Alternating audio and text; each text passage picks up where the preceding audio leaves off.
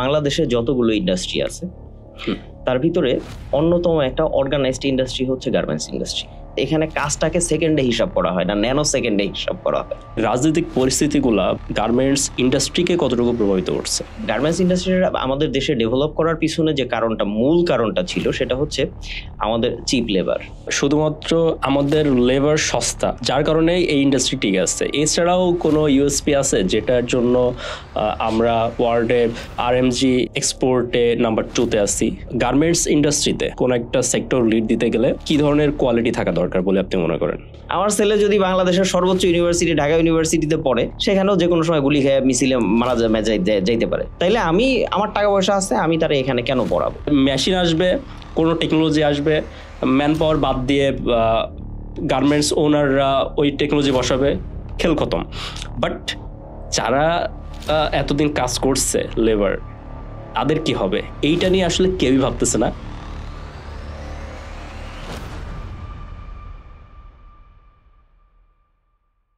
জাকির ভাই কেমন আছেন? জি আলহামদুলিল্লাহ ভালো আছি, আপনি কেমন আছেন? আলহামদুলিল্লাহ আমিও ভালো আছি। গার্মেন্টস ইন্ডাস্ট্রিতে আপনি কতদিন ধরে আছেন এবং আপনার বর্তমান অবস্থা সম্পর্কে যদি একটু বলেন। গার্মেন্টস ইন্ডাস্ট্রিতে আসলে বলতে গেলে লম্বা একটা সময়ই পার হয়ে গেছে। ইটস অলমোস্ট এক যুগ, প্রায় 12 বছর, অল্প কিছুদিন বাকি আছে আর কি। এই 12 বছরে একদম বলতে পারেন লোয়ার লেভেল থেকে শুরু করে কয়েকটা অর্গানাইজেশনের মধ্য দিয়ে এখন একটা অর্গানাইজেশনে, আম্বাত্তুর গ্রুপ, ওকে, এখানে আমি হচ্ছে quality and production coordination AGM হিসেবে আছি। ওকে। আর ক্যারিয়ার শুরু করেছিলাম ইপিলিয়ন গ্রুপ থেকে, তারপরে রেনেসেন্স গ্রুপ, এরপর হচ্ছে rabab group, and now working as quality AGM in Ambattur group, Sparrow apparels limited. Okay. So আপনি যেহেতু একটা প্রতিষ্ঠানের এজিএম হিসেবে আছেন, তো একজন লিডার হিসেবে, তো এখন একজন লিডার হিসেবেই নিজেকে রিপ্রেজেন্ট করতেছেন। লাইক আপনার আন্ডারে তো অবশ্যই একটা টিম কাজ করে, সো অবশ্যই আপনি এখন লিড দিচ্ছেন, লিড দেওয়ার পর্যায়ে আছেন। সো আপনার কাছে কি মনে হয় একজন লিডার হইতে গেলে কোর কোয়ালিটিস কেমন থাকা দরকার? বিশেষ করে গার্মেন্টস ইন্ডাস্ট্রিতে কোন একটা সেক্টর লিড দিতে গেলে কি ধরনের কোয়ালিটি থাকা দরকার বলে আপনি মনে করেন? ফার্স্ট অফ অল যেটা আমি আমার এক্সপিরিয়েন্স থেকে বলবো, গার্মেন্টস ইন্ডাস্ট্রিটা হচ্ছে পিপল ওরিয়েন্টেড ইন্ডাস্ট্রি। ওকে। গার্মেন্টস ইন্ডাস্ট্রিটা হচ্ছে আপনার পিপল ওরিয়েন্টেড ইন্ডাস্ট্রিজ। ওকে। এখানে মানে পিপল হ্যান্ডলিং বা ম্যান হ্যান্ডলিং, এটা আসলে খুব ডিফিকাল্ট একটা জিনিস। কারণ এই জায়গাটা এমন একটা জায়গা, এখানে একদম আপার লেভেল থেকে লোয়ার লেভেল পর্যন্ত সব ধরনের লোকজনই কাজ করে। তো সেক্ষেত্রে এই সবচেয়ে ইম্পর্টেন্ট যে জিনিসটা, সেটা হচ্ছে মানুষের মাইন্ড রিড করা, মানুষকে বোঝা যে আসলে মানুষ কি চাচ্ছে, কাকে কিভাবে ম্যানেজ করা যাবে। একজন লিডারের জন্য এটা খুব ইম্পর্টেন্ট।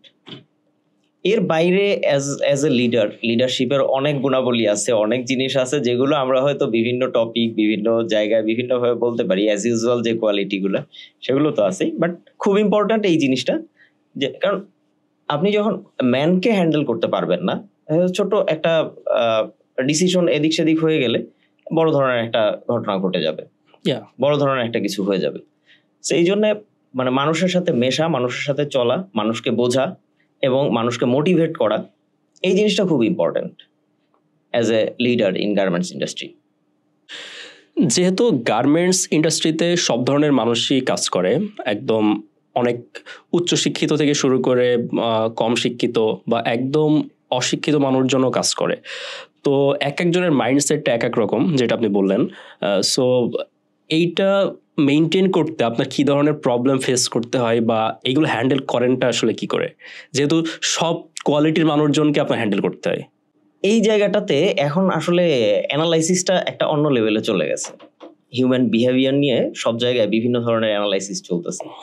কিভাবে এই মানুষকে ক্যাটাগরাইজ করে সহজে আইডেন্টিফাই করা যায়, বা তাদের মুভমেন্টটাকে বোঝা যায়, তাদের মনের ভিতরে কি হচ্ছে বা কে কোন ধরনের, এই জিনিসগুলো বোঝার জন্য কিছু টেকনিক আছে। ডিআইএসসি বা ডিস্ক অ্যানালাইসিস, পার্সোনালিটি অ্যানালাইসিস, যেটাকে আমরা বলি ডিস্ক বা ডিআইএসসি। মানে টোটাল যত মানুষ আছে পৃথিবীতে, যত মানুষ আছে, আপনি এই সব মানুষকে 4টা ক্যাটাগরিতে ভাগ করতে পারবেন। কি কি সেগুলো? এই 4টা ক্যাটাগরি হচ্ছে ডিতে ডোমিনেন্স, ওকে, অর্থাৎ এরা হচ্ছে মানুষকে ডোমিনেট করতে পছন্দ করে, লিড দিতে পছন্দ করে, লিডার হয়, এই টাইপের লিডার টাইপের হয়। এদের ক্যাটাগরি যদি আমরা আরেকটু বিশ্লেষণ করি, এরা দেখা যায় অনেক সময় একটু একগুয়ে টাইপের হয়, একটু ইগো বেশি কাজ করে, এরপরে হচ্ছে মানুষকে ফোর্স করতে পছন্দ করে। এটা হচ্ছে একটা ক্যাটাগরি, একটু সেলফিশ টাইপের হয়। ওকে। সেকেন্ড যে জিনিসটা, এটা হচ্ছে ইনফ্লুয়েন্সার, যারা সবার সাথে খুব মিশতেছে, সবাইকে খুব ইনফ্লুয়েন্স করতেছে। হ্যাঁ, তো আর একটা ইম্পর্টেন্ট জিনিস, এই ডোমিনেন্স যারা আছে তাদের একটা কমন ক্যারেক্টারিস্টিক্স আছে। তারা যখন কোনো কাজ করতে যায়, তাদের প্রশ্নের ধরনটা আসে হচ্ছে হোয়াট। তারা বেশিরভাগ ক্ষেত্রেই হোয়াট দিয়ে কি প্রশ্ন করতে পছন্দ করে। এরপরে যাদের কথা আসতেছে তারা হচ্ছে ইনফ্লুয়েন্সার। স্বাভাবিকভাবেই ইনফ্লুয়েন্সার বুঝতেছেন যে যারা খুব ইজিলি সবার সাথে মিশে যেতে পারে, মানুষকে ইনফ্লুয়েন্স করতে পারে, ম্যানিপুলেট করতে পারে, মানুষের সাথে খুব তাড়াতাড়ি বন্ধুত্ব করতে পারে। এক্স্যাক্টলি। তো এদের টেন্ডেন্সিটা হয় হচ্ছে হু, মানে আপনি কোনো কিছু করতে দিবেন, তার মাথায় সবার আগে আসবে যে এইটার জন্য কাকে কাকে লাগবে, হু আমার সাথে আর কে কে থাকবে, আমি কাকে কাকে ইনভলভ করবো। এক্স্যাক্টলি। থার্ড যেটা, এটা হচ্ছে এস দিয়ে আমরা যেটাকে বোঝাই, সেটা হচ্ছে সাপোর্টিভ। তো এরা দেখা যায় যে এই ডোমিনেন্স যারা আছে তাদের মতো এত বেশি অ্যাগ্রেসিভ বা এই টাইপের হয় না। আবার যারা ইনফ্লুয়েন্সার তাদের মতো খুব বেশি সবার সাথে মিশবে, চলবে, ফিরবে, এত বেশি মানে হাসি আনন্দ মজা এই টাইপেরও হয় না। এরা আবার কি হয়, একটু সাইলেন্ট ধরনের হয়, মানুষকে সাপোর্ট করে, নিজেকে প্রকাশ একটু কম করে। এটা হচ্ছে একটা ক্যাটাগরি। আর আরেকটা ক্যাটাগরি আছে, এরা হচ্ছে কনসাস, অর্থাৎ এরা চিন্তা করে সব সময়, মানে খুব খুঁতখুঁতে হয়, এরা মিস্টার পারফেকশনিস্ট টাইপের হয়। ওকে। তো এই 4টা ক্যাটাগরি থেকে আবার যখন আমরা সাব ক্যাটাগরি করি, তখন দেখা যায় টোটাল 12টা ক্যাটাগরি হয়। এটা হচ্ছে কিরকম, যেমন ডোমিনেন্স প্লাস ইনফ্লুয়েন্সার, এই দুইটার মিশ্রণে একটা ক্যাটাগরি, আবার ইনফ্লুয়েন্সার প্লাস হচ্ছে সাপোর্টিভ একটা ক্যাটাগরি। এভাবে ভাগ করলে টোটাল 12টা ক্যাটাগরি হয়। তো এইভাবে দেখা যায় মানুষকে বিশ্লেষণ করে একটা কমন বিহেভিয়ারের মধ্যে তাদেরকে নিয়ে আসা হয়। এরপরে হচ্ছে এই লোকগুলোকে অ্যাসাইন করা হয় যে কাকে আমি কোথায় কিভাবে অ্যাসাইন করব। ওকে। এবং সর্বোচ্চ আউটপুটটা, এবং যেহেতু আমি জানি কে কোন ধরনের ক্যারেক্টারিস্টিক্স, কাকে কি করলে কি ইফেক্ট হবে, সেহেতু আমরা কি করতে পারি, তাদেরকে তাদের মাইন্ডসেট বা তাদের ক্যারেক্টারিস্টিক্স এর উপরে ভিত্তি করে তাদেরকে বিভিন্ন জায়গায় কাজে লাগিয়ে তাদের কাছ থেকে বেস্ট আউটপুটটা আমরা নিয়ে আসতে পারি। ওকে। সো এখানে আপনি ডোমিনেন্স ক্যাটাগরির কথা বললেন।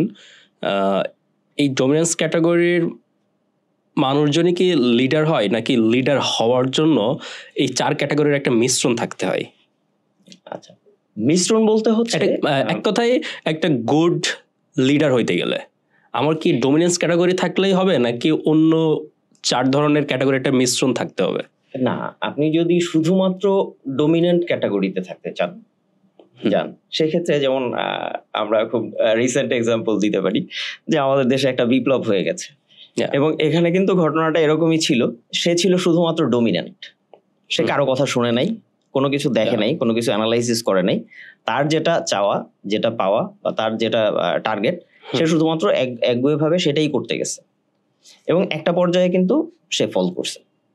বাট তার সামনে কিন্তু সুযোগ ছিল, নাম কি মেনশন করার দরকার আছে? কোনো দরকার নাই, এভরিওয়ান নোজ। তার সামনে ইভেন তার পূর্বে, অর্থাৎ আমরা যদি গ্রেট লিডারের কথা বলি, তার ক্ষেত্রেও একটা বড় সুযোগ ছিল, মানে সবার জন্য লিজেন্ড হওয়ার সুযোগ ছিল, বাট লিজেন্ড হওয়ার সুযোগ ছিল, বাট তারা মিস করে গেছে। কি কারণে? শুধুমাত্র ডোমিনেন্ট হওয়ার কারণে।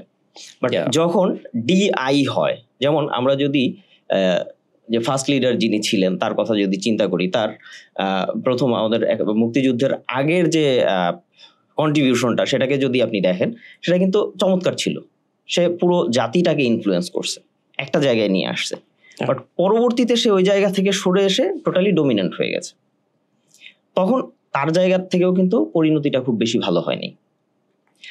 দ্যাটস ওয়াই একজন ভালো লিডার হতে গেলে আপনাকে তিনটা জিনিসেরই মিশ্রণ হতে হবে। হ্যাঁ, ডমিনেন্সটা পার্সেন্টেজটা আপনার বেশি থাকবে, সাথে সাথে ইনফ্লুয়েন্সার হইতে হবে, সাথে সাথে আপনাকে সাপোর্টিভ আপনার হচ্ছে কনসেনসাস বা কনসার্ন, এই জিনিসটাও থাকতে হবে। সাপোর্টিভ তো অবশ্যই, কারণ আপনি একজন লিডার মানে কি, আপনার সাথে অনেকগুলো লোক কাজ করবে, আপনি অনেকগুলো লোককে চালাবেন। তো আপনি যদি সাপোর্টিভ না হন, আমাকে যদি সাপোর্টই না করেন, তাহলে আমি কিভাবে আপনার সাথে কমফোর্টেবলি কাজ করব? এক্স্যাক্টলি। সো হ্যাঁ, একজনের একটা মানুষের তো শুধুমাত্র একটা ক্রাইটেরিয়া নিয়েই সে হয় না, তার অন্যান্য ক্রাইটেরিয়ার মিশ্রণ তার ভিতরে থাকে। তবে লিডার হতে গেলে হ্যাঁ, ডমিনেন্সটা তার ভিতরে বেশি থাকতে হয়, পাশাপাশি ইনফ্লুয়েন্স, সাপোর্টিভ অ্যান্ড আপনার হচ্ছে কনসেনসাস, এই জিনিসগুলো তার ভিতরে থাকতে হয়। সমন্বিতভাবে যখন কেউ নিজেকে প্রতিষ্ঠিত করতে পারে, উপস্থাপন করতে পারে, তখন সে একজন সাকসেস লিডার হয়। গার্মেন্টস ইন্ডাস্ট্রিতে কাজ তো অনেক বেশি প্রেশারের কাজ, অনেক প্রেশারের ভিতরে কাজ করতে হয়। সো এই প্রেশারগুলা কিভাবে আপনি হ্যান্ডেল করেন, অ্যাজ ওয়েল অ্যাজ যখন অনেক জটিল পরিস্থিতি তৈরি হয়, সেই ব্যাপারগুলা কিভাবে হ্যান্ডেল করেন আপনি? বিশেষ করে গার্মেন্টস সেক্টরের যে প্রেশারগুলা আর অন্য সেক্টরের প্রেশারগুলোর ভিতরে অনেক পার্থক্য আছে। সো এই ব্যাপারগুলো আপনি কিভাবে হ্যান্ডেল করেন, এবং আপনার যদি কোনো এক্সপিরিয়েন্স থাকে, বড় ধরনের কোনো এক্সপিরিয়েন্স থাকে, সেটাও শেয়ার করতে পারেন। আচ্ছা, প্রথমে আসি হচ্ছে প্রেশারের কথা। এখন যদি বলতে যাই, বাংলাদেশে যতগুলো ইন্ডাস্ট্রি আছে তার ভিতরে অন্যতম একটা অর্গানাইজড ইন্ডাস্ট্রি হচ্ছে গার্মেন্টস ইন্ডাস্ট্রি, যেখানে ওয়ার্কলোড বা এই যে প্রেশারের কথা যেটা বললেন, এই প্রেশারটা আসলে সেকেন্ডে হিসাব করা হয় না। অর্থাৎ এখানে কাজটাকে সেকেন্ডে হিসাব করা হয় না, ন্যানো সেকেন্ডে হিসাব করা হয়। এক্স্যাক্টলি, ঠিক আছে।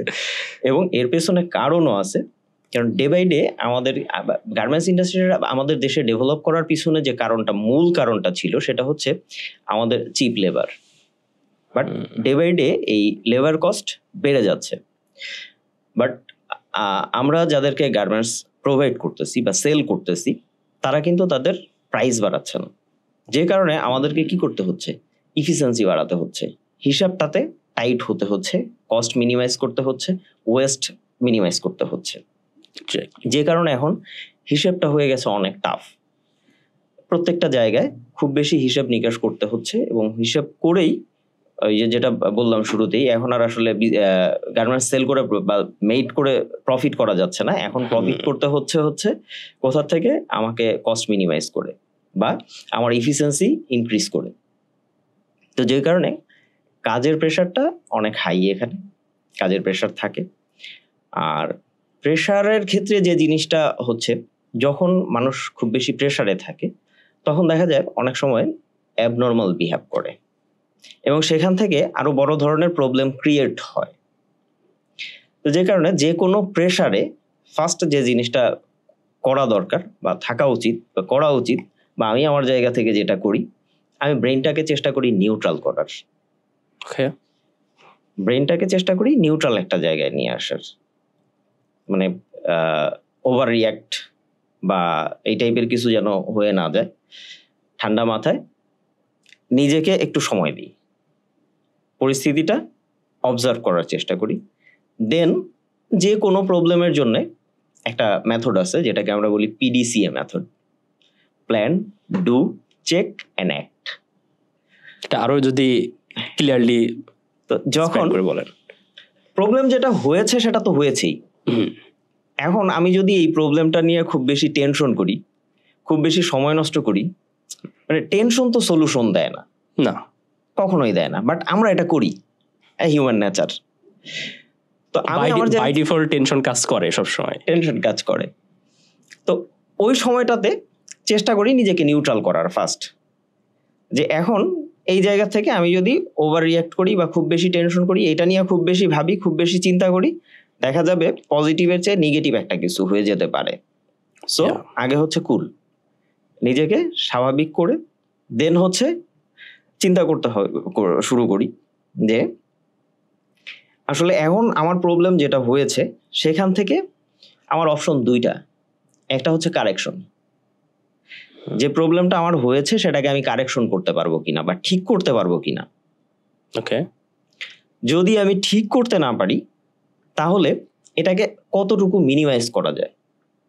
ওকে, যদি ফুললি সাপোজ আমি একটা টি শার্ট মেক করতে যে একটা ভুল করেছি, এখন এই ভুলটা কিছু কিছু জায়গায় আছে আমি ইচ্ছে করলে এটা ঠিক করতে পারবো, কিছু কিছু জায়গা আছে ঠিক করতে গেলে আমার পুরো গার্মেন্টসটাই বাদ হয়ে যাবে।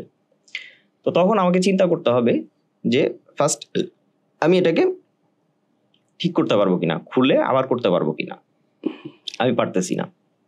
তখন আমাকে যেতে হবে যে এটাকে অন্য কোনো ওয়েতে অল্টারনেটিভ কোনো ওয়ে আছে কিনা যেটা দিয়ে আমি আমার যেই রকম দরকার সেটার কাছাকাছি কতটুকু যেতে পারি, প্রবলেমটাকে মিনিমাইজ করতে পারি কিনা। নেক্সট যে স্টেপটা সেটা হচ্ছে যে হ্যাঁ কিছুটা মিনিমাইজ হয়তো করা যায়, কখনো কখনো করা যায় না। যখন মিনিমাইজ করা না যাচ্ছে তখন অল্টারনেটিভ অপশনে যেতে হচ্ছে, যে হ্যাঁ মিনিমাইজও হচ্ছে না, কারেকশনও হচ্ছে না। তখন সাধারণত দেখা যায় আমাদের সিস্টেমে আমরা চেষ্টা করি যে এইটাকেই যদি ইউজেবল লেভেলে থাকে, কাস্টমার জিনিসটাকে ব্যবহার করতে পারবে।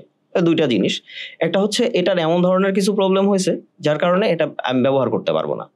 ওকে, তখন যদি কারেকশন করা না যায়, মিনিমাইজ করে ব্যবহার উপযোগী করা না যায়, তখন এটাকে বাদ দিতে হবে, সিম্পল। আর হ্যাঁ যখন দেখতেছি যে হ্যাঁ প্রবলেমটা হয়েছে আমার যেমন দরকার তেমন হয় নাই, তাহলে আমাকে কি করতে হবে, এটাকে একটা অ্যাপ্রুভাল লেভেলে কমার্শিয়ালি থিঙ্ক করা যায় কিনা, যে হ্যাঁ এটা এরকম হয়েছে, এরকম হওয়ার কথা ছিল, বাট এটা কাস্টমার ইন্ডে কোনো প্রবলেম নাই। কারণ কাস্টমার তো স্পেসিফিকেশন জানে না, কাস্টমার কি জানে, সে দেখবে এই কালারটা ভালো লাগছে, ডিজাইনটা ভালো লাগছে, সে নিবে। তো তখন আমরা অত কিছু কাস্টমারের দরকার না, তখন দেখা যায় যে একটা ডিসিশনে আমরা যাই। তো কখনো কখনো দেখা যায় যে হ্যাঁ এটা কাস্টমার, আমরা তো সরাসরি কনজিউমারকে দিচ্ছি না, আমরা দিচ্ছি কাস্টমারকে, যে আমাদের কাছ থেকে নিয়ে আবার আরেকজনের কাছে সেল করতেছে। কনজিউমার হচ্ছে যে ইউজ করে, কাস্টমার হচ্ছে যে কিনে। আপনি কিনছেন, আপনি কাস্টমার, বাট আপনি কনজিউমার নাও হইতে পারেন। তো তখন দেখা গেছে কাস্টমারের সাথে ডিসকাস করে একটা মধ্যস্থতায় আসতে হয় যে হ্যাঁ আমরা এটাকে এইভাবে হ্যান্ডেল করি। তো এটা আমি শুধুমাত্র গার্মেন্টস মেকিং এর ক্ষেত্রে বললাম, যে কোনো প্রবলেমের ক্ষেত্রে। এবং পাশাপাশি আরেকটা জিনিস হচ্ছে, যখন একটা প্রবলেম হয়, প্রবলেম হওয়ার সাথে সাথে আমাদের যেমন কারেক্টিভ অ্যাকশন থাকে, মিনিমাইজিং অপশন থাকে, পাশাপাশি আরেকটা জিনিস আমরা এনশিওর করি, সেটা হচ্ছে যাতে প্রবলেমটা আবার না হয়। জাপানি একটা মেথড আছে যেটাকে বলে পোকাইওকা। মানে system to make the system mistake proof, system proof. Suppose আমরা মোবাইল ইউজ করতেছি, মোবাইল একটা সিম আছে, সিমটা একটা কোনা কাটা আছে, what's the reason? I don't no. এই কোনাটা কাটা কেন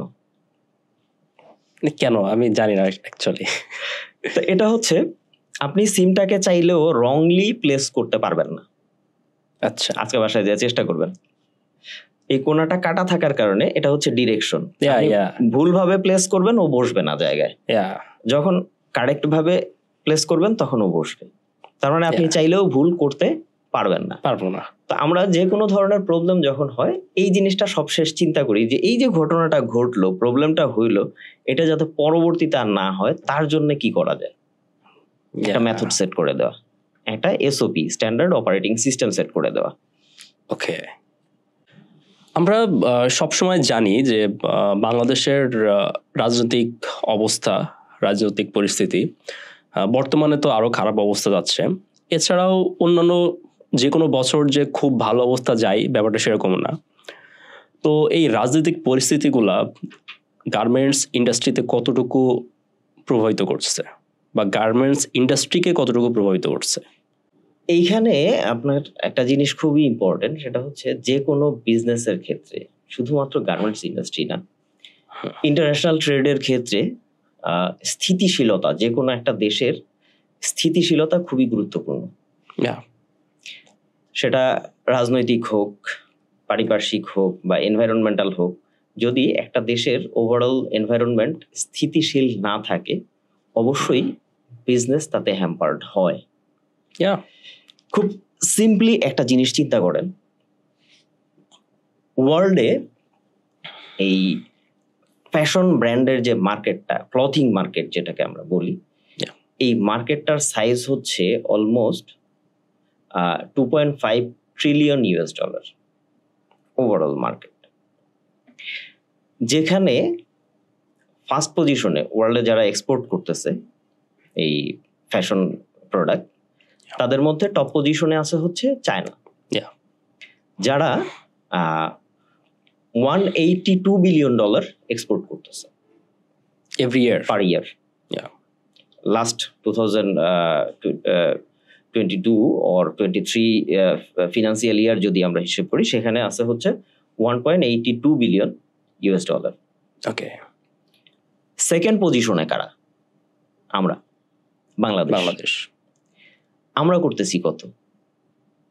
অনলি $40 বিলিয়ন, 40 থেকে 45 লাইক দিস।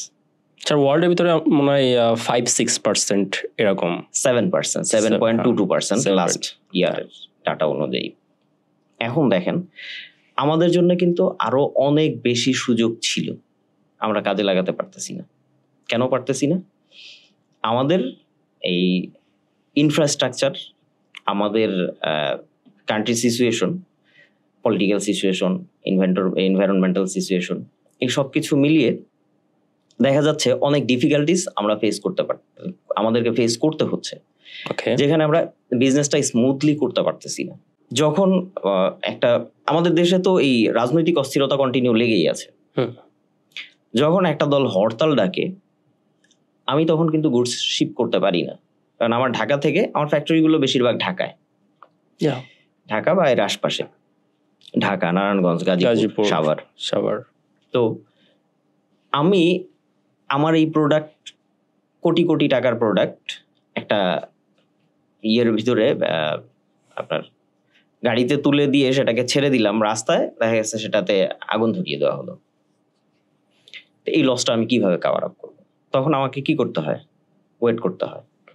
যখন ওয়েট করতে হয়, বাট আমি তো আমার শিপের বুকিং আগেই দিয়ে দিছি, ওইটা ক্যান্সেল করতে গেলে সেখানে একটা ড্যামারেজ দিতে হয়, হ্যাঁ, আমি সময় মতো গুডস কাস্টমারকে পৌঁছাইতে পারি নাই, তার জন্য কাস্টমারের সাথে নেগোসিয়েশনে যেতে হয়। আবার কাস্টমারও কিন্তু এখন মানে অন্য লেভেলে চিন্তা করে। কিভাবে চিন্তা করে? মানে একটা থিওরি নিয়ে যদি কথা বলতে যাই, দেখা যাবে অনেক সময় লাগবে। 8 ওয়েস্ট একটা ম্যানেজমেন্ট সিস্টেম আছে, সেখানে দেখা গেছে কাস্টমার কি করছে, তার ওয়্যার হাউসের কিন্তু হিসেব আছে যে আমার ওয়্যার হাউসে এই পরিমাণ গুডস রাখার ক্যাপাসিটি আছে, সো আমার এত তারিখে এই গুডস আসবে, এত তারিখে এই গুডস আসবে, এত তারিখে এই গুডসটা আমি এখান থেকে রিলিজ করে শোরুমে নিয়ে যাব, তার একটা হিসাব থাকে। যখন সে জিনিসটা সময় মতো না পায়, তখন কিন্তু তার ওয়্যার হাউস ফাঁকা থাকে। আবার দেখা গেছে যদি আমি আগে থেকেই তাকে এটা সম্পর্কে অ্যাওয়ার করতে না পারি, তখন আমি গুডস আগে ডেলিভারি দিলেও সে ওইভাবে প্রিপারেশন নেয়। তো এরকম ছোট ছোট জিনিস, বাট প্রবলেমগুলো ক্রিয়েট হয় অনেক বড় বড়, যে কারণে অনেক সময় মানে এই আমাদের তো মেইন মার্কেট হচ্ছে ইউরোপ এবং আমেরিকা, বড় মার্কেট ইউরোপ, তারপরে আমেরিকা। অন্যান্য জায়গায় এক্সপোর্ট হয়, সেটা আনঅফিসিয়ালি এবং খুবই কম। তো সেই ক্ষেত্রে আমরা কিন্তু এই ইন্ডাস্ট্রিটাকে আমাদের দেশে ডেভেলপ করি নেই। মানে কথাটা শুনতে খারাপ লাগলেও এটা বাস্তব, কারণ আমাদের গভর্নমেন্ট অথবা আমরা যারা লোকজন আছি, আমরা কিন্তু এই ইন্ডাস্ট্রিটাকে আমাদের দেশে ডেভেলপ করি নাই। ইন্ডাস্ট্রিটাকে ডেভেলপ করছে ওরা, কারণ আমাদের দেশে সস্তা শ্রম পাওয়া যায়। এবং আমাদের দেশে যখন এই বিভিন্ন ধরনের আনরেস্ট থাকে, বিভিন্ন ধরনের ঝামেলা থাকে, যে কারণে ওরা বিকল্প অনেক কিছু চিন্তা করছে। অনেক সময় ওরা চেষ্টা করছে মায়ানমারে ডেভেলপ করতে, ওরা চেষ্টা করছে আফ্রিকাতে ডেভেলপ করতে, কিন্তু দুঃখজনক হইলেও সত্য, মায়ানমারের পরিস্থিতি এখন ভালো না, ওখানে গৃহযুদ্ধ চলতেছে। বেশ কিছু বড় বড় ইন্ডাস্ট্রি অলরেডি করে ফেলছিল চায়নার সহায়তায়। তা আমাদের কপাল ভালো আর ওদের কপাল খারাপ, ওখানে একটা আনরেস্ট তৈরি হচ্ছে। আফ্রিকাতেও বিভিন্ন জাতি গোষ্ঠীর ভিতরে ছোটখাটো দ্বন্দ্ব ঝামেলা এগুলো লেগেই থাকে। পাশাপাশি আরেকটা জিনিস হচ্ছে আমাদের দেশের ওয়ার্কাররা কথা শোনে। এখন ইমার্জেন্সি, তার 5টায় ছুটি, বাট আমি যদি 5টার আধা ঘন্টা আগে যে বলি যে আমার আর্জেন্ট কিছু কাজ আছে, তোমাদেরকে আরো 2 ঘন্টা বেশি কাজ করতে হবে, ডেফিনেটলি তাকে পে করা হবে, বাট মানুষের তো রিল্যাক্স আছে, অবশ্যই এই মানে বিশ্রামের প্রয়োজন আছে। ওরা দেখা যাচ্ছে খুব বেশি আর্গু করবে না, আচ্ছা ঠিক আছে ওকে করছি। বাট আফ্রিকার দেশগুলোতে দেখা গেছে 5টা বেজে গেছে, ওর ছুটির সময় হয়ে গেছে, ও হাত মুখ দিয়ে ফ্রেশ হয়ে জামা জুতা পরে ওর মতো কারো তোয়াক্কা করবে না, চলে যাবে। তো যে কারণে অবশ্যই বিভিন্ন ধরনের আনরেস্ট বা এই আনস্টেবল সিচুয়েশন থাকার কারণে এই সেক্টরটা এফেক্টেড হয়। কিন্তু তবুও এখন পর্যন্ত আমাদের দেশ থেকে যাচ্ছে না, কারণ বিকল্প কোনো মার্কেট তাদের সামনে নাই। কিন্তু আমাদের আসলে উচিত, আমাদের কিন্তু সুযোগ আছে এই মার্কেটটাকে আরো অনেক বড় করার। যেখানে $2.5 ট্রিলিয়ন মার্কেট, আমরা অনলি 40 to 45 বিলিয়ন এক্সপোর্ট করতেছি, সেখানে আমাদের জন্য অনেক বেশি সুযোগ আছে না। এবং আমরা যেগুলো এক্সপোর্ট করতেছি এগুলো বেশিরভাগই হচ্ছে basic product, like my T-shirt or your T-shirt, this type of product. তো যে কারণে আমরা যদি স্টেবল একটা সিচুয়েশনের মধ্য দিয়ে যেতে পারতাম, তাহলে হয়তো এই মার্কেটটাকে আরো বড় করা যেত। ভিয়েতনাম আমাদের ঘাড়ে নিঃশ্বাস ফেলতেছে, তারা যে কোনো সময় আমাদেরকে ক্রস করে যেতে পারে, এই সুযোগটা হয়তো তারা পেত না। লাইক ইন্দোনেশিয়া অর ইন্ডিয়া আছে, তারাও ট্রাই করতেছে, এটা তো আছেই। এইটা আবার আরেকটা স্টোরি, কারণ আমরা ভৌগোলিকভাবে এমন একটা জায়গায় যে ইন্ডিয়া প্রতিনিয়তই চেষ্টা করতেছে আমাদেরকে আটকে রাখার জন্য। এটা আলাদা স্টোরি, সেটাই আমি বললাম, এটা আলাদা স্টোরি। আমাদের যে কোনো জিনিসে তারা ভাগ বসানোর চেষ্টা করতেছে, এটা আবার হয়তো অন্য কোনো একটা টপিক ইয়াতে সময় ডিটেইলস আলোচনা করা যাবে এক সময়। আসলে আমাদের গার্মেন্টস ইন্ডাস্ট্রিতে যে সম্ভাবনা ছিল, সেই সম্ভাবনাটা আমরা অনেক দূর এগিয়ে গেছিলাম, বাট প্রতিনিয়ত রাজনৈতিক যে সমস্যাগুলো যেভাবে চলতেছে, আমার কাছে মনে হয় না যে এই অবস্থাটা এই মুহূর্তে গার্মেন্টস ইন্ডাস্ট্রি যেখানে আছে, সামনে এই অবস্থাটা আরো ভালো অবস্থায় যাবে বলে আমার মনে হচ্ছে না, যদি এভাবে চলতে থাকে। সো আমি আশা করব যে যত দ্রুত সম্ভব দেশে রাজনৈতিক পরিস্থিতি একটু স্টেবল হোক, এবং বিশেষ করে গার্মেন্টস ইন্ডাস্ট্রি বাংলাদেশের 80% জিডিপি কভার করে। সো বাংলাদেশের 80% জিডিপি নির্ভর করে গার্মেন্টস সেক্টরের উপরে। 82% সো জিডিপি হিসেব অনুযায়ী, এক্স্যাক্টলি। সো এটা কিন্তু আমি জানি না এটাকে পজিটিভলি বলবো নাকি নেগেটিভলি বলবো। একটা ইন্ডাস্ট্রির উপরে, যে ইন্ডাস্ট্রির উপরে 82% জিডিপি নির্ভর করতেছে, অবশ্যই সেই ইন্ডাস্ট্রিকে বাঁচিয়ে রাখাটা মোস্ট ইম্পর্টেন্ট। ডেফিনেটলি। এরকম একটা ইন্ডাস্ট্রির উপরে এতটা ভরসা করে থাকাটাও একটা দেশের পক্ষে আসলে কতটুকু ভালো, এটা নিয়েও কোশ্চেন জাগে। সো আপনার কাছে জানতে চাই, যেহেতু আপনি এই যে ইন্ডাস্ট্রিটা বাংলাদেশ বেশি নির্ভরশীল, সেই ইন্ডাস্ট্রিতে আপনি কাজ করেন, তারপরেও আপনার কাছে আমি জানতে চাচ্ছি যে অ্যাকচুয়ালি এটা দেশের জন্য কতটুকু ভালো কিংবা খারাপ। প্রথমত হচ্ছে এটা আমাদের জন্য একটা বিগ ইন্ডাস্ট্রি, ডেফিনেটলি আমাদের জন্য একটা বিগ ইন্ডাস্ট্রি।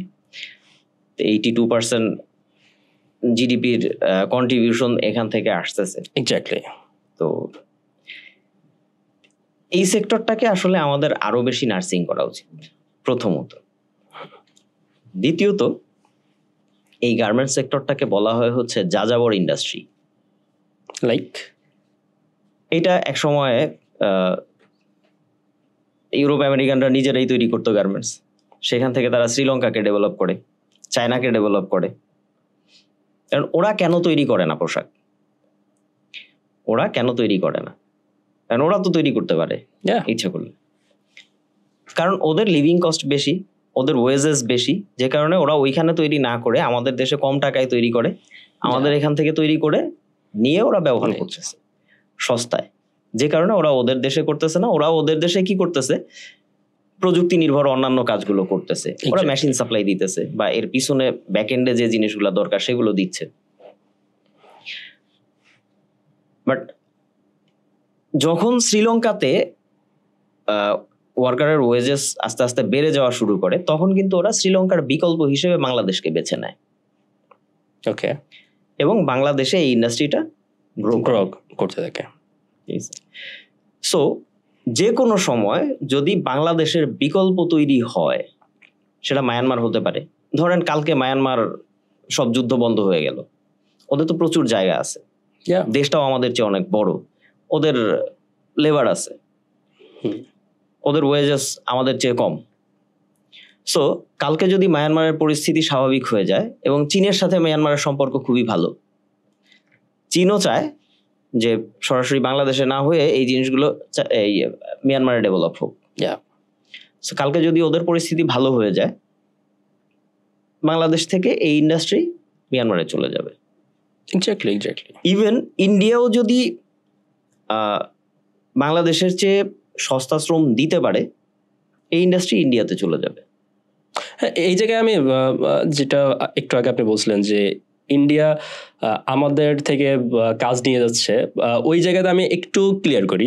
সেটা হচ্ছে যে একটা দেশ আগে তার নিজের স্বার্থটা বোঝে, সে অন্য দেশের স্বার্থ নিয়ে কিন্তু চিন্তা করে না। সেটা আমি ইন্ডিয়ার কথা বলি আর মিয়ানমারের কথা বলি, তারা কিন্তু সবসময় চাইবে তাদের নিজের অন্য দেশ থেকে ইন্ডাস্ট্রি ছিনিয়ে এনে নিজের দেশে প্রতিষ্ঠা করতে। লাইক যেমন ইন্ডিয়ার এখন চায়নাতে কিন্তু আইফোন খুব কম উৎপাদন হচ্ছে, আমার মনে হয় যে একদম বন্ধই হয়ে গেছে, প্রায় জিরো হয়ে গেছে, I don't know, but most of the product কিন্তু এখন ইন্ডিয়াতে এবং অন্যান্য কান্ট্রিতে ম্যানুফ্যাকচারিং হচ্ছে।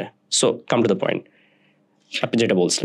তো সেক্ষেত্রে ইন্ডিয়াও যদি আমাদের চেয়ে ইফেক্টিভ প্রাইস, ইফিসিয়েন্সি, কোয়ালিটি দিতে পারে, যেমন আমি একটা ইয়ের কথা জানি, মার্কস অ্যান্ড স্পেন্সারের একটা style, marks and Spencer, MNS সংক্ষেপে আমরা যে বায়ারটাকে বলি, বায়ারের নাম এমএনএস। তো এইটার একটা স্টাইল, টোটাল কোয়ান্টিটি ছিল হচ্ছে অলমোস্ট 2.5 লাখ পিস। তো একটু ক্রিটিক্যাল স্টাইল ছিল। তো কি type product? T shirt, ladies T shirt ছিল। ওকে, একটু ফ্যান্সি টাইপ ডিজাইন আছে। তো এই টি শার্টটা বাংলাদেশ থেকে প্রাইস কোট করা হয়েছে $2.6, ইন্ডিয়া প্রাইস করছে হচ্ছে $2.5। তো ওদের কনফিডেন্স খুব বেশি ছিল না যে ইন্ডিয়া কাজটা করতে পারবে, যে কারণে পার্শিয়াল একটা কোয়ান্টিটি ইন্ডিয়াতে প্লেস করা হয়, যেহেতু ওরা প্রাইস কম দিতেছে। তো পরবর্তীতে দেখা গেছে ওরা প্রপারলি কাজটা করতে পারে নাই, বাংলাদেশে যারা করছে তারা কাজটা ভালো করছে, কাজের কোয়ালিটি ভালো হয়েছে। তো তখন আবার বাকি কোয়ান্টিটিটা ওরা কিছু পোর্শন ওখানে করানোর পরে বাকি কোয়ান্টিটিটা বাংলাদেশে আবার ব্যাক করে নিয়ে আসে। এখন যদি ইন্ডিয়া বাংলাদেশের লেভেলের কোয়ালিটি দিতে পারতো, প্রাইস কিন্তু অলরেডি ওরা কমায় দিছে, বাট ওরা কোয়ালিটিটা দিতে পারে নাই। যদি দিতে পারতো তাহলে কিন্তু এই জিনিসটা বাংলাদেশে আর রিটার্ন করতো না।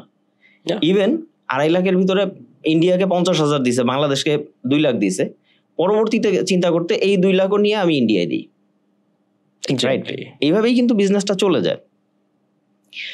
তো সেই ক্ষেত্রে অবশ্যই এই ইন্ডাস্ট্রি বাংলাদেশে খুব বেশি দিন থাকবে না, যে কোনো সময় চলে যেতে পারে। তো সেই দিক চিন্তা করলে হয়তো সেটা 2 বছর, 3 বছর বা 5 বছরে না, হয়তো আরো 10 বছর লাগতে পারে বাংলাদেশ থেকে যেতে, বা 15 বছর লাগতে পারে, 20 বছর লাগতে পারে, কিন্তু ডেফিনেটলি টুডে অর টুমোরো এটা যাবে। এই একটা ইন্ডাস্ট্রির উপরে নির্ভর করে না থেকে, চায়না কিন্তু এখন এই শুধুমাত্র এই গার্মেন্টস মেকিং, ওরা এখনো ওয়ার্ল্ড লার্জেস্ট সাপ্লায়ার, বাট ওরা কিন্তু এইটার উপরে শুধুমাত্র ডিপেন্ড করতেছে না, ওরা ব্যাকএন্ডে অনেক ইন্ডাস্ট্রি দাঁড় করাইছে। ওরা আমাদেরকে ফেব্রিক সাপ্লাই দিতেছে, ওরা আমাদেরকে অ্যাক্সেসরিজ সাপ্লাই দিতেছে, ওরা আমাদেরকে মেশিন সাপ্লাই দিতেছে, বাট আমরা কিন্তু এই জিনিসগুলো ডেভেলপ করতে পারিনি। পরবর্তীতে গার্মেন্টস ইন্ডাস্ট্রি আমাদের বাংলাদেশ থেকে পাশের দেশ ইন্ডিয়ায় চলে গেলে, ভিয়েতনামে চলে গেলে, মায়ানমারে চলে গেলে, আমরা যে ওদেরকে মেশিন দিব, আমরা যে ওদেরকে সুতা দিব, আমরা যে ওদেরকে তুলা দিব, ফেব্রিক দিব, সেটা কিন্তু আমাদের নাই, পসিবলই না। তো এই জন্যই আমি বললাম যে এই দেশে এই গার্মেন্টস ইন্ডাস্ট্রিটা কিন্তু আমরা ডেভেলপ করি নাই, আমাদের গভর্নমেন্ট ডেভেলপ করে নাই। কারণ গভর্নমেন্ট যদি ডেভেলপ করতো বা আমরা যদি ডেভেলপ করতাম, তাইলে এর পিছনে আরো কয়েকটা ইন্ডাস্ট্রি আমরা তৈরি করে ডেভেলপ করতে পারতাম, করে ফেলতাম। ওরা ওদের প্রয়োজনে ডেভেলপ করছে, বাট আমাদের মানে আমরা এখনো অ্যাওয়ার না আমাদের জায়গা থেকে। সো আমাদের উচিত ডেফিনেটলি এইটাকে কিভাবে আরো ভালো করা যায়, পাশাপাশি অন্য ইন্ডাস্ট্রি কিভাবে ডেভেলপ করা যায়। আসলে আমাদের দেশে তো এই জিনিসগুলো নাই। আমাদের দেশে আছে হচ্ছে 5 বছর পরে আমি আছি, 5 বছর পরে আপনি আসবেন, ঠিক আছে। আপনার পলিটিক্যাল অ্যাঙ্গেল থেকেও যদি আমরা চিন্তা না করি, আমরা অন্য দিক থেকে চিন্তা করি, লাইক বাংলাদেশে যারা গার্মেন্টস ইন্ডাস্ট্রিতে আছে, ধরুন আমি পলিটিশিয়ানদের ধ্যান ধারণা মাইন্ডসেট একরকম, বাট যদি আমি গার্মেন্টস ইন্ডাস্ট্রি যারা মালিক আছে, ওনার আছে, তারাও তো প্রচুর টাকা প্রফিট করছে, তাই না? এমন না যে কোনো গার্মেন্টস মালিক প্রফিটই করে নাই, অনেক গার্মেন্টস মালিক প্রফিট করে যে এই ইন্ডাস্ট্রিটাকে আরো গ্রো করবে অথবা অন্য ইন্ডাস্ট্রিতে এক্সপ্যান্ড করবে, এইটা আমার দেখা খুব কম দেখছি। আমি দেখছি যে ম্যাক্সিমাম গার্মেন্টস যারা মালিক আছে, অলমোস্ট 60-70% তারা একটা ভালো প্রফিট করে দেশের বাইরে শিফট হয়ে যাচ্ছে। এটার একটা প্রবণতা কিন্তু আছে। আমি জানি না, আমি ভুল হইতে পারি, বাট আপনার কাছে কি মনে হয় যে আসলেই কি বাংলাদেশের যারা গার্মেন্টস ওনার আছে, তারা কি আসলে তাদের প্রফিটটা কিংবা তারা যে ইনকাম করতেছে সেটাকে এক্সপ্যান্ড করতেছে অন্যান্য ইন্ডাস্ট্রিতে? বাংলাদেশের প্রেক্ষাপটে কিছু 2-1 ব্যতিক্রম আছে। ব্যতিক্রম ছাড়া বেশিরভাগ ক্ষেত্রেই যেটা হচ্ছে, তারা অন্য জায়গায় নতুন করে ইনভেস্ট করতেছে না। এবং কেন ইনভেস্ট করতেছে না সেক্ষেত্রে আসলে 2টা জিনিস এখানে। প্রথমত আমি যেটা বলবো, আমাদের মধ্যে দেশপ্রেম খুব কম, আমরা ব্যক্তিকেন্দ্রিক।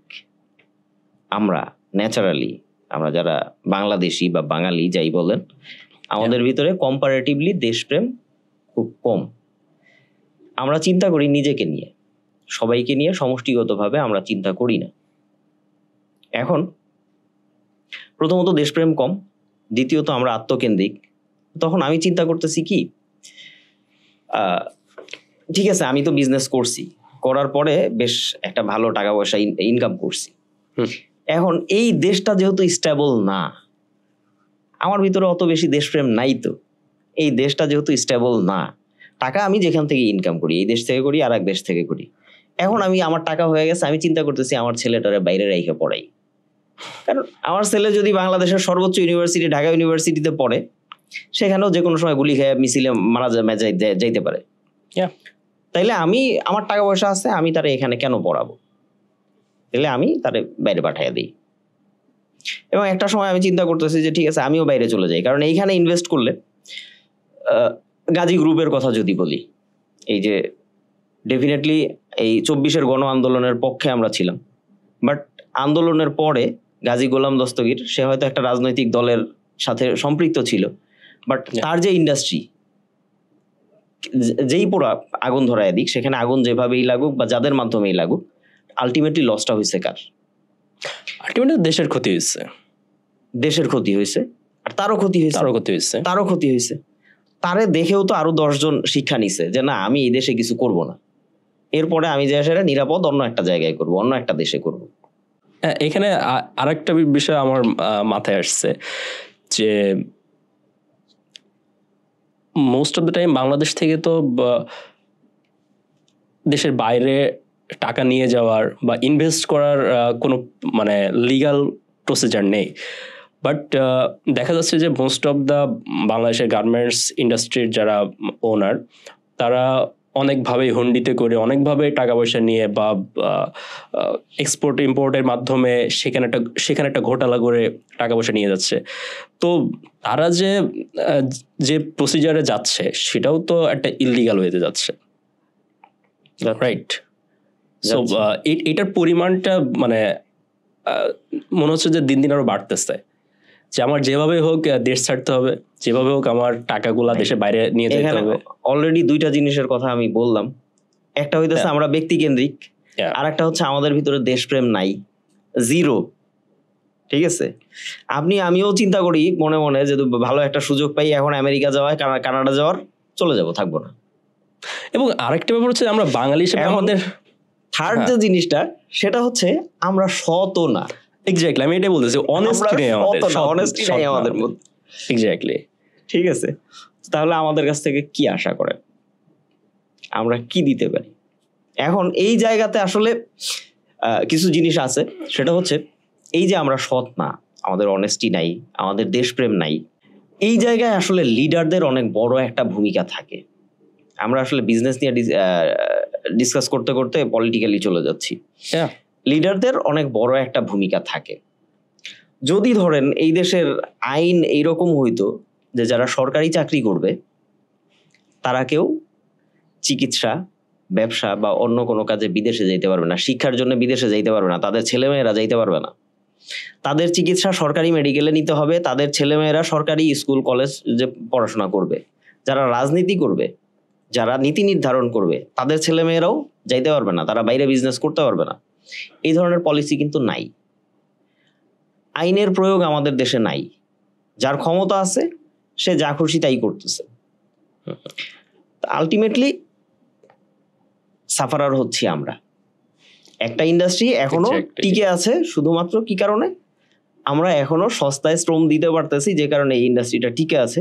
যদি কখনো এটা চলে যায়, পরবর্তীতে কি হবে আল্লাহ জানে। তার মানে আমরা শুধুমাত্র আমাদের লেবার সস্তা, যার কারণে এই ইন্ডাস্ট্রি টিকে আছে। এছাড়াও কোনো ইউএসপি আছে যেটার জন্য আমরা ওয়ার্ল্ডে আরএমজি এক্সপোর্টে নাম্বার 2-তে আছি? অন্য কোনো ইউএসপি আছে কিনা?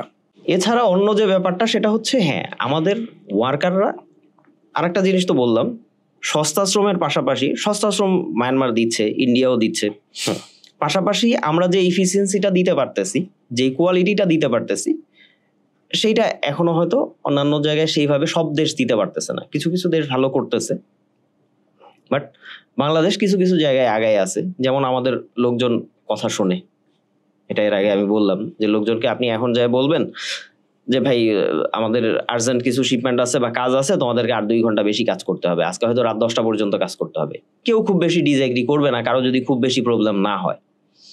কারো ব্যক্তিগত কোনো সমস্যা থাকতেই পারে, কাজ থাকতে পারে, সেটা different case.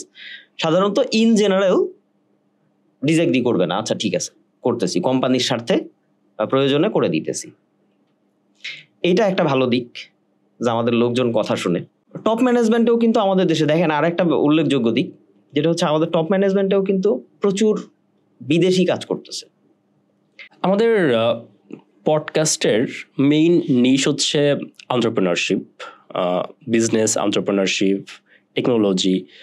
So that's why এখানেও আমি ওই ব্যাপারটাই আবার তুলে আনতেছি যে যারা নিউ এন্টারপ্রেনার বা গার্মেন্টস ইন্ডাস্ট্রিতে যারা শুরু করবে, এখনো শুরু করে নাই অথবা ট্রাই করতেছে এই ইন্ডাস্ট্রিতে ঢোকার জন্য। সো এই ইন্ডাস্ট্রির কোন সেক্টরগুলোতে একজন নতুন বিজনেসম্যান ঢুকতে পারে বা নতুন একজন এন্টারপ্রেনার ঢুকতে পারে, কোন ইন্ডাস্ট্রিটাকে সে ফোকাস দিতে পারে? তো যে কোনো সেক্টরে আসতে গেলে অবশ্যই সেই সেক্টর সম্পর্কে জানতে হবে, সেই বিজনেস বুঝতে হবে, শিখতে হবে। তা আমাদের দেশে এখন অনেক ইউনিভার্সিটিতেই textile, garments manufacturing, fashion designing এইসবের উপরে উচ্চতর পড়াশোনার সুযোগ তৈরি হচ্ছে। অনেক ছেলেপেলেই এই সেক্টর সম্পর্কে জেনে বুঝে আস্তে আস্তে এই সেক্টরে আসতেছে, এবং যে কারণে এই সেক্টরটা কিন্তু ডেভেলপ হয়েছে অনেক। ওই যে যেটা বললাম যে এখন এখানে হিসেব হয় ন্যানো সেকেন্ডে, এখন অনেক ম্যানেজমেন্ট সিস্টেম এখানে ইমপ্লিমেন্ট হচ্ছে যেগুলোর নাম আমরা হয়তো আগে শুনিনি, এখন আস্তে আস্তে হচ্ছে, অটোমেশন হচ্ছে। তারপরে হচ্ছে ডাটা অ্যানালাইসিস সিস্টেম অনেক আপডেট হচ্ছে, এরপরে হচ্ছে আপনার মনিটরিং সিস্টেম অনেক আপডেট হচ্ছে। এই সব কিছু মিলে এখনো এই দেশে মানে এই ইন্ডাস্ট্রিতে সুযোগ আছে, সুযোগ যে নাই সেটা বলা যাবে না, সুযোগ আছে, অনেক সুযোগ আছে। অনেক অর্গানাইজেশনই নতুনদেরকে দেখা গেছে পড়াশোনা একরকম করে আসছে, থিওরিটিক্যালি একরকম শিখে আসছে, প্র্যাকটিক্যালি কাজ করতে গিয়ে কিন্তু ডিফারেন্ট সিচুয়েশন ফেস করতে হয়। তো সেক্ষেত্রে ভালো ভালো অনেক ইন্ডাস্ট্রি আছে, অর্গানাইজেশন আছে যারা কি করতেছে, ম্যানেজমেন্ট ট্রেইনি হিসেবে ফ্রেশ যারা তাদেরকে রিক্রুট করাই। ওকে, একজন ফ্রেশ গ্র্যাজুয়েট তাকে হয়তো মিনিমাম একটা স্যালারিতে ম্যানেজমেন্ট ট্রেইনি হিসেবে রিক্রুট করার পরে সে যদি দেখা যায় 6 মাস 1 বছর ওখানে থাকে, কাজটা প্র্যাকটিক্যালি দেখে, শিখে, বুঝে, জানে, দেন আস্তে আস্তে সে গ্রো করার সুযোগটা পায়। ওকে, এরপরে কেউ যদি এন্টারপ্রেনিয়ার হতে চায়, সেক্ষেত্রে আসলে বাংলাদেশের প্রেক্ষাপটে বেশিরভাগ এন্টারপ্রেনিয়ার যারা মানে বড় বড় পজিশনে গেছে তারা কিন্তু একসময় জিরো থেকে শুরু করছে। এক্স্যাক্টলি, জিরো থেকে শুরু করার পর অর্থাৎ সে এমন একটা লেভেল থেকে শুরু করছে যে তার আসলে হারানোর কিছু ছিল না। সেই জায়গা থেকে শুরু করে এমনও গল্প আছে অনেকের যারা 5টা 10টা মেশিন নিয়ে বা 20টা মেশিন নিয়ে শুরু করে আজকে বাংলাদেশে অনেক বড় বড় বড় গ্রুপের ওনার। তো ওই সুযোগটা আসলে সীমিত হয়ে গেছে এখন, কারণ যখন অনেকগুলো বড় বড় ইন্ডাস্ট্রি ডেভেলপ করে ফেলছে তারা যেই ফ্যাসিলিটি দিতে পারতেছে, আপনি এখন আজকে 5টা বা 10টা 20টা মেশিন নিয়ে শুরু করে কিন্তু সেই ফ্যাসিলিটি দিতে পারবেন না, সেই প্রোডাক্টিভিটি দিতে পারবেন না, সেই কোয়ালিটি দিতে পারবেন না। এটা আপনার জন্য একটা চ্যালেঞ্জ।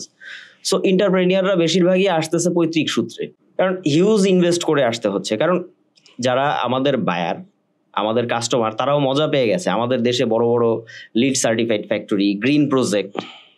তো স্বাভাবিকভাবে ওই জায়গা থেকে ছোটখাটো ইন্ডাস্ট্রিতে সাধারণত দেখা যায় ওইভাবে কাজ দিতে চায় না। এটা একটা চ্যালেঞ্জ। দ্বিতীয় চ্যালেঞ্জ যেটা, রানা প্লাজা, তাজরিন ফ্যাশন, এই যে বেশ কিছু দুর্ঘটনা বাংলাদেশে ঘটছিল, তারপরে ছোট ছোট ইন্ডাস্ট্রিতে দেখা যায় বড় অর্গানাইজেশন গুলো কাজ নিয়ে ছোট ফ্যাক্টরিগুলোতে কাজ করাইতো। আস্তে আস্তে ছোট ফ্যাক্টরিগুলো ডেভেলপ করে বা একটা লেভেলে যেয়ে তারপরে তারা ভালো সেট আপে যাইতো। এক্স্যাক্টলি, এটাও টাফ হয়ে গেছে, বাট অসম্ভব না। কেউ যদি কাজটা শিখে, বুঝে, জানে, এখানে অনেকগুলো সেক্টর আছে একটা গার্মেন্টস ইন্ডাস্ট্রিতে। যেমন যদি আমরা বলি মার্চেন্ডাইজিং সেক্টর, যারা হচ্ছে মার্কেটিং অ্যান্ড সোর্সিং বিভিন্ন জিনিসের জন্য তারা কাজ করে। এরপরে হচ্ছে ইন্ডাস্ট্রিয়াল ইঞ্জিনিয়ারিং একটা সেক্টর ডেভেলপ হয়েছে, যেটা এখনো রাইজিং, অনেক ফ্যাক্টরিতে এখনো শুরু করতেছে, অনেক ফ্যাক্টরিতে এস্টাবলিশড হয়েছে। তো এরা হচ্ছে মানে কাজটাকে কিভাবে, ওই যেটা বললাম যে সেকেন্ডের হিসাব কিভাবে আরো এফিসিয়েন্ট করা যায়, আরো কম সময়ে আরো বেশি প্রোডাক্টিভিটি কিভাবে দেওয়া যায় এটা। তারপরে হচ্ছে প্রোডাকশন যে ডিপার্টমেন্টটা, যারা সরাসরি মেকিং এর সাথে রিলেটেড। এরপরে কোয়ালিটি ডিপার্টমেন্ট। তারপরে হচ্ছে আপনার কমার্শিয়াল আছে, যারা এই এক্সপোর্ট ইম্পোর্টের সাথে রিলেটেড। তো মোটামুটি মেইন যে সেক্টর। তারপরে এইচআর অ্যাডমিন সেকশন আছে, যারা হিউম্যান রিসোর্সটাকে ডিল করে। তো এই সবগুলো সেক্টরের সমন্বয়ে আবার ব্যাংকিং যে সেক্টরগুলো আছে, এদের সমন্বয়ে মূলত গার্মেন্টস ইন্ডাস্ট্রিটা চলে।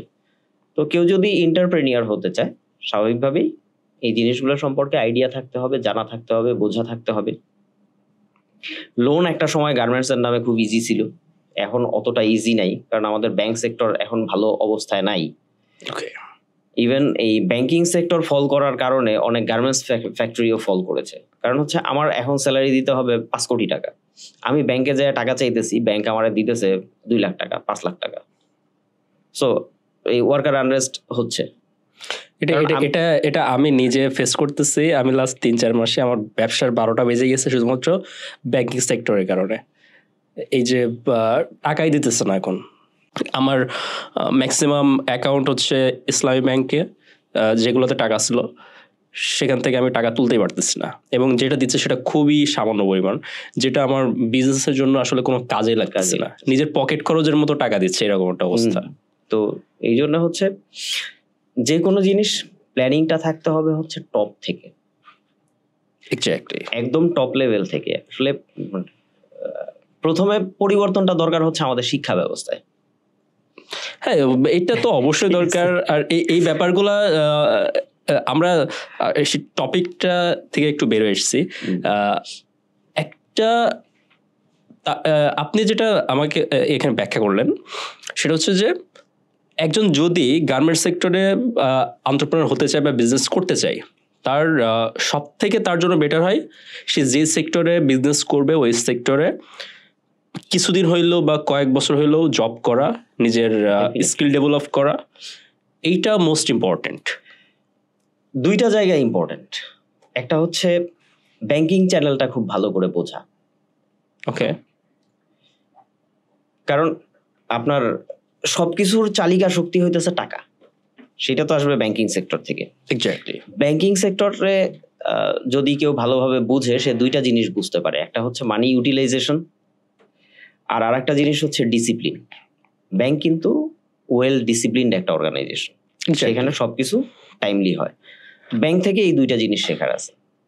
পাশাপাশি গার্মেন্টস ইন্ডাস্ট্রিতে জব করতে গেলে গার্মেন্টস ইন্ডাস্ট্রিতে আপনার হচ্ছে এই এক্সপোর্ট ইম্পোর্ট রিলেটেড বিষয়গুলো ভালো করে বুঝতে হবে এবং অন্যান্য বিষয় সম্পর্কেও ভালো আইডিয়া থাকতে হবে।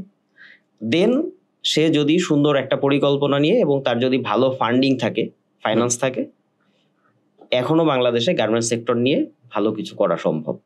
যেহেতু গার্মেন্টস ইন্ডাস্ট্রি টিকে আছে হচ্ছে সাধারণ কর্মীদের জন্য, সাধারণ কর্মী না থাকলে, লোয়ার লেবার কস্ট না থাকলে আসলে বাংলাদেশে গার্মেন্টস ইন্ডাস্ট্রি থাকতোই না।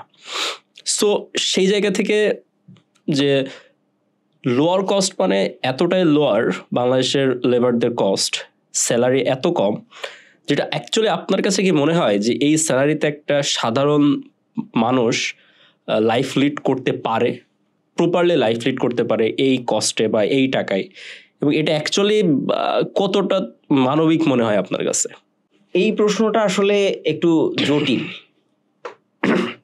কারণ হচ্ছে আপনি যখন আপনার জায়গা থেকে চিন্তা করবেন, আপনি যখন ওয়ার্কারের জায়গা থেকে চিন্তা করবেন, তখন আপনি দেখবেন যে এই ওয়ার্কার যা খাচ্ছে, যা পড়ছে, যে এনভায়রনমেন্টে বা যেই বাসস্থানে বা যেই জায়গায় তারা থাকছে, সেটা অবশ্যই আপ টু দ্য স্ট্যান্ডার্ড না। আমরা সেই জায়গাটা তাদেরকে দিতে পারতেছি না, ফার্স্ট থিং। আবার যখন আপনি ওনারশিপের জায়গা থেকে চিন্তা করবেন, তখন আপনি চিন্তা করতেছেন যে আমি যেই পরিমাণ ইনভেস্ট করছি তার এগেনস্টে যে রিটার্নটা পাচ্ছি সেটা কিন্তু খুব বেশি না। আমি শুধুমাত্র বলতেছি না যে ওয়ার্কারদেরকে আমরা ওনাররা ঠকাচ্ছে, ওনাররা অনেক বেশি প্রফিট করতেছে, বিষয়টা এরকম না। আসলে মানে চক্রটাই এভাবে তৈরি হয়েছে। ওয়ার্কাররা যেভাবে কাজ করতেছে, দেখেন মানে একটা সময়ের কথা যদি আমরা চিন্তা করি, যখন একজন ডে লেবার সে দিন গেলে 50 টাকা 100 টাকা আর্ন করতো, 1 কেজি বা 2 কেজি চাল কিনতো, বা আরো টুকটাক কিছু কেনাকাটা করলে দেখা গেছে সে 2 দিন খেতে পারছে, 3 দিন খেতে পাচ্ছে না। গার্মেন্টস সেক্টরের বাইরে যে একটা বিশাল শ্রমবাজার বাংলাদেশে আছে, সেই জায়গার কথাটা যদি চিন্তা করেন, সেখানে দেখেন সেখানে কিন্তু কোনো এই ন্যূনতম মজুরি কাঠামো নাই। তার মানে ওইখানে ওপেন মার্কেটে আপনাকে কম্পিটিশনে যেতে হচ্ছে।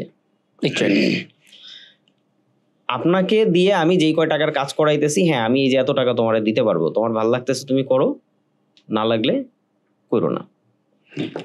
কিন্তু গার্মেন্টস ইন্ডাস্ট্রিতে আসেন, এখানে কিন্তু এখন একজন ফ্রেশ, একদম ফ্রেশ, যে কিচ্ছু জানে না, যার বয়স 18 হয়েছে, যেহেতু মানে চাইল্ড লেবার ইউজ করা নিষিদ্ধ, যার বয়স 18 হয়েছে, সে যদি এসে গার্মেন্টসে জয়েন করে, তার স্যালারি হবে 12,500 টাকা মিনিমাম ওয়েজ। সে যদি ওভারটাইম করে 2 ঘন্টা 3 ঘন্টা বা 4 ঘন্টা, সেক্ষেত্রে দেখা গেছে হয়তো এই ওয়ার্কার 15 থেকে 18,000 টাকা আর্ন করতেছে অ্যাজ এ ফ্রেশ। এখন আপনি দেখেন সারাদিন একজন দিনমজুর, একজন রিক্সাওয়ালা সারাদিন হাড় ভাঙা পরিশ্রম করতেছে, দিন শেষে হয়তো অনেক সময় কথা বলছেন তাদের সাথে, 1,000 টাকা ইনকাম করছে, 700 টাকা 800 টাকা কোনোদিন করে নাই। এবং তাদের যে পরিশ্রম, প্রতিদিন কিন্তু তারা কাজ করতে পারতেছে না, পারেও না, অনেক সময় বসে থাকতে হয়, রেস্ট নিতে হয়। এভারেজ ইনকাম দেখা গেছে তাদের 15 থেকে 18,000 টাকা। এখন গার্মেন্টস ইন্ডাস্ট্রির সর্বনিম্ন বেতন কত? 12,400। 12,400। আর অন এভারেজ যদি আমি একদম লেবার লেভেলের এভারেজ বেতন ধরি, এভারেজ আর্নিং যদি ধরেন, ওয়ার্কারদের স্যালারি দেখা যাচ্ছে 12,000, 13,000, 14,000, 15,000 পর্যন্ত আছে। পাশাপাশি দেখা যায় তাদের 8টা থেকে 5টা পর্যন্ত ওয়ার্কিং আওয়ার। এরপরে যেটা কাজ করবে সেটার জন্য জেনারেল ওয়েজের 1.5 গুণ ওয়েজ তাদেরকে দেওয়া হয়, মজুরি দেওয়া হয়। ওকে, তো সেক্ষেত্রে সে যদি 2 ঘন্টা বা 3 ঘন্টা কাজ করে, আবার এখানে একটা বাইন্ডিংস আছে, উইকলি 48 ঘন্টার বেশি কাজ করতে পারবে না, ওভারটাইম করতে পারবে না, কারণ ওই যে রেস্টের একটা ব্যাপার আছে যেটা বললাম। তো এই সব কিছু মিলে দেখা যায় ইন অ্যান এভারেজ একজন ওয়ার্কার 20-22 হাজার টাকা আর্ন করে ওকে, অন এভারেজ। ওকে। এবং এখানে আরেকটা সুবিধা হচ্ছে তাদের ক্ষেত্রে, যারা গার্মেন্টসে জব করতেছে এরা বেশিরভাগই হচ্ছে হাজব্যান্ড ওয়াইফ দুইজনেই জব করতেছে। ওকে, তো সেক্ষেত্রে দেখা গেছে দুইজন যদি জব করে, এভারেজে যদি 18,000 মিনিমামটা ধরি, সেক্ষেত্রেও মাস গেলে তারা দেখা গেছে দুইজনে মিলে 18 দুগুণে 36, 35-36 হাজার টাকা আর্ন করতেছে। তো আমি বলতেছি না এটা তাদের জন্য যথেষ্ট, কারণ আমাদের সংস্কৃতি বা আমাদের দেশ, আমাদের কালচারের এগেইনস্টে আমার চিন্তা করতে হবে একজনের উপরে পুরো পরিবার ডিপেন্ডেন্ট। তো সেই দিক থেকে 18-20 হাজার টাকা আসলে বর্তমান বাজার পরিস্থিতির ক্ষেত্রে খুব বেশি না। বাট যদি অন্যান্য সেক্টরের সাথে কম্পেয়ার করি, পাশাপাশি আমাদের যারা ওয়ার্কার আছে তাদের ইফিসিয়েন্সির দিকটাও দেখি, যেমন আমাদের বেশিরভাগ ওয়ার্কারই কিন্তু একদম বেশিরভাগ ক্ষেত্রে অশিক্ষিত, টোটালি মানে তাদের নিজস্ব কোনো চিন্তা ধারণা ক্রিয়েটিভিটি নাই বললেই চলে। আপনি দেখাইয়া দিচ্ছেন, 10 মিনিট পরে এসে দেখবেন যে সে সেই কাজটা অন্যরকম করে ফেলছে, ঠিক আছে? সে কিন্তু নিজের ক্রিয়েটিভিটি দিয়ে কোনো কিছু করার মতো ওয়ার্কার কম। ওকে, তো যে কারণে যেমন অনেক ওয়ার্কার বাইরে যাচ্ছে, ভিয়েতনাম যাচ্ছে, জর্ডান যাচ্ছে বা তুর্কিতে যাচ্ছে, সেখানে দেখা গেছে তারা হয়তো মাস গেলে 30-40 হাজার টাকা আর্ন করছে, তাদেরকে দিচ্ছে। বাংলাদেশ দিতে পারতেছে না, বাংলাদেশের প্রেক্ষাপটে দিতে পারতেছে না, কারণ ওই যে এর আগে আমি বলছি যে আমাদের বেশিরভাগ কাজ হচ্ছে একদম বেসিক টাইপের কাজ আমরা করি, আমরা বাংলাদেশ। তো সেই ক্ষেত্রে এই বেসিক টাইপের কাজের যে সিএম, কস্ট অফ ম্যানুফ্যাকচারিং, এটা খুব কম হয়। ওকে, যখন আমরা এক্সপেন্সিভ টাইপের, লাক্সারিয়াস টাইপের, ফ্যান্সি টাইপের কাজ করতে পারবো, তখন হয় কি এটার প্রাইস অনেক ভালো পাওয়া যায়, তখন স্যালারিটাও বেশি দেওয়া যায়। এবং ওই ধরনের কাজ করতে গেলে আপনার ওই লেভেলের ওয়ার্কারও তখন প্রয়োজন পড়ে, যাদের স্কিলটা আরো স্কিলড অপারেটরের প্রয়োজন হয়, আরো স্কিলড লোকজনের প্রয়োজন হয়। আমি আরেকটা ব্যাপার আমার কাছে, এটা ফিউচার নিয়ে আমি বলতে পারি যে আমি জানি না এটা কোথায় যাবে। কিছুদিন আগে আমি একটা নিউজ দেখতেছিলাম যে জাপানে একটা অটোমেটিক মেশিন ডেভেলপ হচ্ছে, অলরেডি তারা প্রোডাকশনে গেছে, এবং যাওয়ার ফলে সেখানে ওই অটোমেটিক মেশিন আপনার সেকেন্ডের ভিতরে বা মিনিটের ভিতরে, কয়েক মিনিটের ভিতরে একটা প্রোডাক্ট ডেভেলপ করে দিচ্ছে, এবং কোয়ালিটিও যথেষ্ট ভালো। সো যদি কস্টের চিন্তা করা হয়, তাহলে আমরা এখন যে কস্টে প্রোডাক্ট দিচ্ছি সেই কস্টের তুলনায় ওইটা কস্ট অনেক হাই, কিন্তু সেটা কিন্তু তারা বানাইতে পারতেছে অটোমেটিক মেশিনের ফলে। সো এখন যদি আগামী 10 বছর বা 20 বছর পরে এই অটোমেটিক মেশিনগুলা আরও ভালো টেকনোলজি নিয়ে আসে, এবং আমরা যে কস্টে একটা প্রোডাক্ট বানাচ্ছি, সাপোজ আমরা $1, $2 বা $2.5 একটা টি শার্ট বানাচ্ছি, তারা যখন $1 ভিতরে অটোমেটিক মেশিনের মাধ্যমে টি শার্ট বানিয়ে ফেলতে পারবে, এটা আমি বলতে পারবো না যে তারা পারবে না। তারা যেহেতু মেশিনটা বানাইতে পারছে, তার মানে অনেক কিছু পসিবল। সো বাংলাদেশের গার্মেন্টস ইন্ডাস্ট্রির মানুষজন এটাকে কিভাবে দেখতেছে, এবং তাদের এটা নিয়ে ফিউচার প্ল্যান এবং কোনো অল্টারনেটিভ কোনো ওয়ে আছে কিনা? প্রথমত যেটা ইম্পর্টেন্ট সেটা হচ্ছে যে কোনো টেকনোলজি যদি সেটা পজিটিভ হয়, ওয়েলকাম। টেকনোলজিক্যাল যে কোনো জিনিস যদি সেটা পজিটিভ হয়, ওয়েলকাম। এখন আপনি বলতেছেন গার্মেন্টস ইন্ডাস্ট্রি যদি অটোমেশন হয়ে যায়, আমরা গার্মেন্টস মেশিনেই করে ফেলতে পারি, তাহলে লোকজনের কি হবে? মেইন প্রশ্নটা তো এটাই। এক্স্যাক্টলি। আচ্ছা, সেক্ষেত্রে দেখেন যখন আমাদের দেশে কম্পিউটার আসে ফার্স্ট, অনেক লেখালেখি কিন্তু এগুলো নিয়ে হয়েছে যে কম্পিউটার আসলে মানুষ বেকার হয়ে যাবে, একটা কম্পিউটার 100 জন মানুষের কাজ করে দিবে, তখন মানুষ বেকার হয়ে যাবে। মানুষের কাজ থাকবে না, এই মানুষগুলো কোথায় যাবে? চুরি করবে, ডাকাতি করবে। ইভেন কম্পিউটার বাংলাদেশে আনার পক্ষে অনেকে ছিলেন না, রাইট? ইন্টারনেট বাংলাদেশে আসলে কি হবে? আমাদের তথ্য পাচার হয়ে যাবে, আমাদের প্রাইভেসি থাকবে না। প্রথম দিকে সাবমেরিন কেবল আমাদেরকে ফ্রি দিতে চাইছিল, আমরা আমি এই জায়গাটা আমি ক্লিয়ার করি। সারা ওয়ার্ল্ড এই মুহূর্তে যেহেতু এআই এর যুগ, আমি যেহেতু আইটি সেক্টরের পার্সন, সো আমি জানি যে এটার কতটা ডিস্টার্ব করে। সো শিক্ষিত একটা সমাজ আছে, তারপরে একটা টপ লেভেলের যে কান্ট্রিগুলো আছে তারা এগুলোর ভবিষ্যৎ প্ল্যান করেই রাখে। বাট বাংলাদেশের ভবিষ্যৎ প্ল্যানটা এখানে কতটুকু? আমাদের তো কোনো ভবিষ্যৎ প্ল্যান দেখতেছি না যে এরকম অটোমেশন আসলে বাংলাদেশ এটার জন্য প্রস্তুত। যেমন এআই আসার ফলে কি কি ঘটবে, কোন কোন সেক্টরে জব চলে যাবে, সব কিছুই কিন্তু মানুষজন জানে, এবং একটা দেশের টপ লেভেলের মানুষজন জানে, সে টপ লেভেলের দেশগুলাই। সো তারা কিন্তু সেই প্ল্যানটা করে রাখছে যে এই টেকনোলজি আসার ফলে এই প্রবলেম ফেস করতে হবে এবং তার জন্য আমাদের এই প্ল্যান করতে হবে। সো আমরা কতটুকু প্ল্যান করতেছি, বা আমাদের বাংলাদেশের যে গার্মেন্টস সেক্টরের উপর মহল যারা আছে তারা এটা নিয়ে কতটুকু চিন্তিত বা চিন্তা করতেছে বলে আপনার মনে হয়? হ্যাঁ, সেই জায়গাটাতেই আমি আসতেছি। সেটা হচ্ছে অবশ্যই চিন্তা করতেছে, এবং যে কোনো টেকনোলজিক্যাল ইমপ্রুভমেন্ট তারাও চেষ্টা করতেছে যে যখন কোনো নিউ টেকনোলজি আসতেছে সেটাকে নিয়ে আসার জন্য। তো প্রথমত হচ্ছে গার্মেন্টস যেই ধরনের কাজ, যে ইন্ডাস্ট্রি, এখানে আসলে সব কাজ মেশিন দিয়ে হবে না। মেশিন মানুষের পরিপূরক না, মেশিনটা মানুষের অল্টারনেটিভ আসলে না। আলটিমেটলি দেখা যাবে হয়তো মানুষ কিছু কম লাগবে, বাট মানুষ লাগবে, একদম লাগবে না সেটা না, তবে আগের চেয়ে হয়তো ম্যান পাওয়ার কিছু কমবে। তো সেই জায়গা যেমন যদি আপনার কাছে কি মনে হয় যে কোন কাজটা অ্যাকচুয়ালি মেশিন দিয়ে সম্ভব না?